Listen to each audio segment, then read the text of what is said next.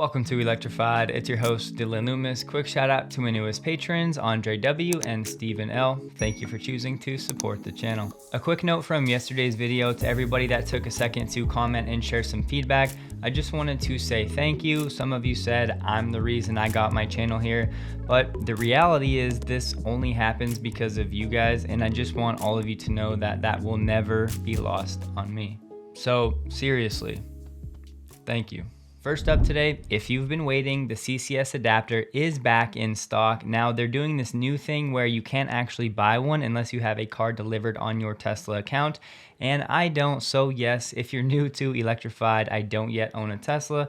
My wife and I both work from home. We drive around 10 miles a week. And honestly, right now, I'm buying as much Tesla stock as I can. But yes, we definitely have plans to get one in the future. Maybe the Cybertruck, we'll see. 1 week at a time. We get exciting news from James Locke. Tesla's much anticipated holiday update is now rolling out to some people. James said that he has a Model 3 Standard Range Plus in the Northwest Territories. I believe that's what that stands for. This .44.25 has a lot of the things that we've been expecting. Apple Music being one of them. Let me know how many of you use Apple Music. I've always used Spotify, but I'm considering trying out Apple Music to see what it has to offer. As noted here, you will need the premium connectivity subscription in your Tesla to stream Apple Music over cellular. In dog mode, you can now view the interior camera from the mobile app while using dog mode or Sentry mode, and this feature does require mobile app version 4.15.0 and premium connectivity. You can now schedule a light show with your vehicle up to 10 minutes into the future to coordinate with other cars if you want to, and you can celebrate New Year's with the Auld Lang Syne show or create longer custom shows. You can now schedule a light show on your Tesla vehicle up to 10 minutes in the future if you want to coordinate with other vehicles, and there will be a new New Year's show. For climate controls, you can now adjust the fan speed intensity while remaining in auto climate by selecting low, medium, or high. It's now official, the MyQ connected garage door openers are now supported, so you can control your garage door right through the Tesla UI. New auto turn signals will automatically deactivate upon completing a lane change, fork, or merge. The Mahjong game in the Tesla Arcade has been improved with some new animations, new features, and new sounds. Dealing with phone calls when you get into the car, active phone calls from a mobile device connected to the vehicle via Bluetooth will now request confirmation before transferring audio to the vehicle. You can now also search for context directly through the UI. The media controls are now closer to the driver for easy access. Emissions testing mode, better known as fart mode, can now be used from the mobile app. And now you can have your driving visualization always have the rainbow road when autopilot is active. Maybe there will be more, maybe there will be some hidden features that are not in the release notes. That would not be a surprise at all. You could say it's somewhat underwhelming, but you have to remember we've kind of been expecting most of these features to come, so that's probably at least part of it. And in case you're one of those people feeling a little underwhelmed, just remember any legacy OEM vehicle is not getting updates and not getting better. Nothing like this. One more for good measure, track mode on the Model Y Performance is now available with a .44.25.1. Just want to touch briefly on the Tesla insurance registration data out of China for the second week of December came in at 12,977. From Moneyball on Twitter, here's a look at the top three. BYD still in the first slot with 44,700. Remember, about half of those will be plug-in hybrid. It's important to note that Troy's expectations for this number were 16,000, saying that was to be expected. So now some people are saying this number under 13,000 is not good. First, you have to understand Troy had this expectation of 16,000 because one of those new subsidies in China, which is worth around $800 US, was supposed to kick in on December 7th, so he was expecting a jump in this registration data. Looking at this data from Matthias on Twitter, if you're not following him yet, then I would ask, what are you doing? This weekly number of about 13,000 is up from the number last week, which was 11.7 thousand. Essentially, Troy was expecting around a 4.3 thousand unit boost, expecting 16,000 from that $800 incentive, which seems like a stretch if you ask me. Personally, I think this data is just fine. It's nice to see an uptrend from last week, but again, looking at weekly data is kind of a fool's errand, so we'll keep checking in, but let's wait until the end of the month and reserve judgment. How about a quick not fun fact? Without protection, basically our every move online is being tracked by multiple organizations. Data is the new gold, and companies are indeed selling our gold without our consent. Search history, sites you visit, videos you watch, links you click, how long you scroll, it's all being monitored very closely. There's one simple way out of this to get your complete privacy back.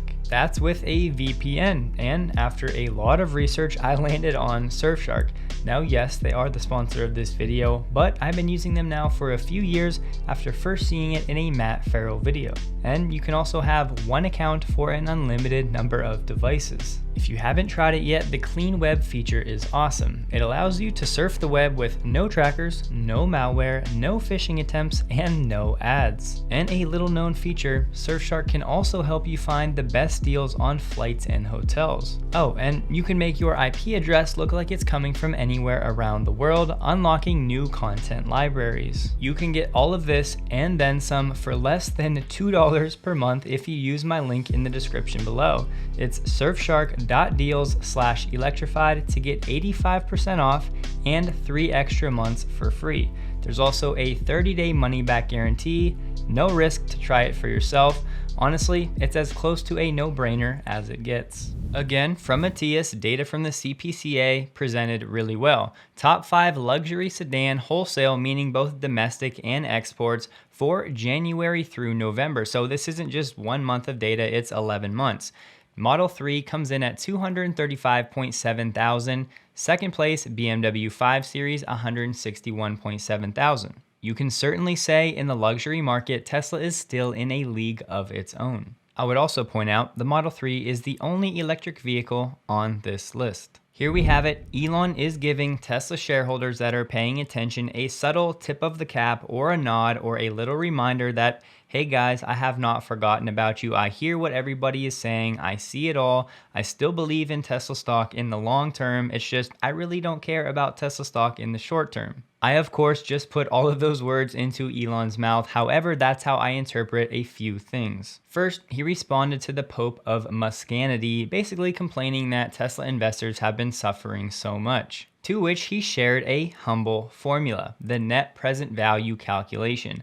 This basically says just take the future cash flows of any company, in this case Tesla, and discount those back to the present day to see what the company really should be worth. There's a lot to cover today, so I won't do it in this video, but in the future, if you want me to walk through a hypothetical example of this formula for Tesla stock, let me know in the comments below and I'll put it on my to-do list. If you want to play around with this on your own in the meantime, you can use a discount rate of anywhere from 9 to 15. It'll just depend on who you ask and how you view the world and things like that, but 10% would be a safe bet. This whole thing boils down to the fact that Tesla's cash flows in the future, say 2030, are worth less in today's dollars, because if you had that money today, you could do what? You could actually invest it and grow it. Tesla will do in the neighborhood of $8 billion of free cash flow this year. That's after all capital expenditures, and they can pretty comfortably grow that between 50 and 500% over the next 5 to 7 years.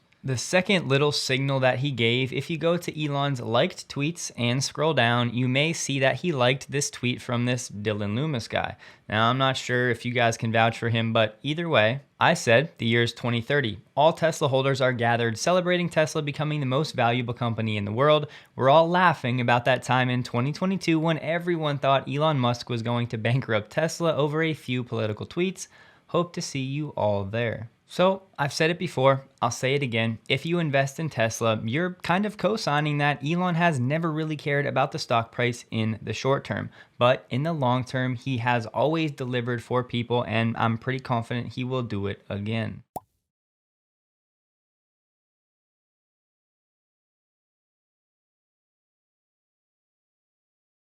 Monroe Live uploaded a quick video talking about the Cybertruck casting picture that we've all seen by now. I just wanted to pass along, he seems to think that this black part or the casting in the back is made up of 5 separate components, but it's because right now it's still just a prototype, which we talked about. So basically Tesla can build these individual pieces and then weld them together to essentially make what the single piece casting mold will be. Once again, the Giga press is actually delivered to Austin, set up, tested, and then put into production. So our suspicions were confirmed. This isn't a Giga that was shipped from Italy or something like that. It's literally just pieces that were made to form a type of Giga that Tesla can do some testing with. Just a quick one, apparently Hertz has been telling customers that they can't take their rented Tesla down below 9% state of charge or it will just stop working. So out of spec, Dave actually tested it. And of course, Hertz was just being precautious. You can drive all the way down to 1% as Dave did, and it charged up just fine. From Drive Tesla Canada, Quicksilver Model Ys are officially being delivered from Giga Berlin. But I really wanted to point out that crews at Giga Berlin have told Drive Tesla Canada that trial production of the Midnight Cherry Red has begun this week. So maybe we'll see some customer deliveries of this new Midnight Cherry Red paint sometime in January. Lucid just struck a new deal to get some batteries from Panasonic. Lucid has plans to use these batteries in their long-range Lucid Air and the Gravity SUV that are set to begin production in 2024. I just wanted to highlight briefly that Hungary is low-key becoming a hub for battery and EV manufacturing. We have CATL, the world's biggest battery maker, SKI, and Samsung all telling Reuters that their decision to invest in Hungary was in part due to the proximity to German car makers being a key factor. In addition to the battery supply, we have BMW, Mercedes, Volkswagen, and Audi, all with plans to actually manufacture some vehicles in the region as well. But it's not all roses, as inflation in Hungary right now is over 20%, and people are wondering about the lack of specialized workers, but something to watch. Quick update on Giga Berlin. Tesla is submitting some new permits for approval. First for a waste processing plant, which is already built, but Tesla never officially got the permits for it, so now they're trying to do it retroactively. But more exciting, Tesla of course does want to expand the auto manufacturing as well, but processing of this application could take several years. But of course, Tesla won't stand for that, so they're looking to get a partial building permit in advance to get started building before getting the actual permit. And lastly, Tesla's also looking to create logistics zones and a service center as soon as possible. It's expected it'll take around 1 year to complete this development plan, after which construction could begin. Always subject to change, but we'll keep watching. The EPA just dropped its 2022 Automotive Trends Report, and it will be linked below, but it's a pretty big document. It was summarized pretty well by CNBC. You can add that to the list of things I didn't think I would ever be saying. Just a few points. Of course, GM is early in its transition to electric vehicles, but despite those efforts, its recent vehicle fleet ranked among the least efficient and most polluting in the US auto industry. Ford Motor, which ranked just above GM, slightly improved during a 5-year time period, but remained below the industry average. And of course, at the top of the rankings was Tesla with an average fuel economy or miles per gallon equivalent of 123.9 miles. For model year 2021 alone, Tesla's all-electric fleet had by far the lowest tailpipe CO2 emissions and the highest fuel economy of all large manufacturers. However, the most important takeaway for me is this. If you look at the fuel economy between 2016 and 2021, we see which auto manufacturers are improving in the blue arrow or getting worse in the red arrow. If you look at Tesla over that 5-year period, they've gone from 96.8 miles per gallon equivalent up to 123.9. By far the biggest improvement on this list. So there's a lot in here. It'll be linked below. It looks like it's time to pay a little bit closer attention to Zeekr, as they are planning an IPO sometime in Q1 of 2023.